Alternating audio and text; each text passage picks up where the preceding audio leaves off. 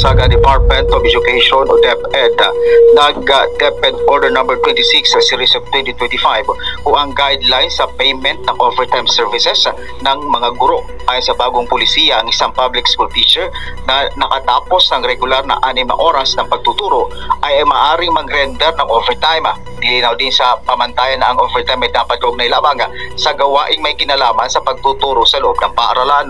Makatatanggap ng bayad ng mga guro ng 125% ng kanilang hourly rate para sa overtime sa regular na araw ng trabaho at 150% naman kung magtatrabaho sila tuwing weekend, holiday o special non-working day. Dagdag pa ng DepEd sa weekdays magkakaroon ng monetary compensation kapag 2 oras pataas ang overtime. Kapag mas mababa sa 2 oras, i-convert ito sa vacation service credits, habang sa weekend, holidays at special non-working days hanggang 4 na oras ang babayaran.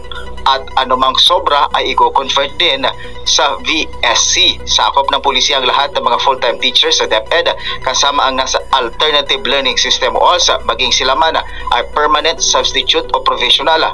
Paalala rin na dapat naka-aproba ang overtime ng school head o authorized officials at gagawin lamang kung talagang kinakailangan.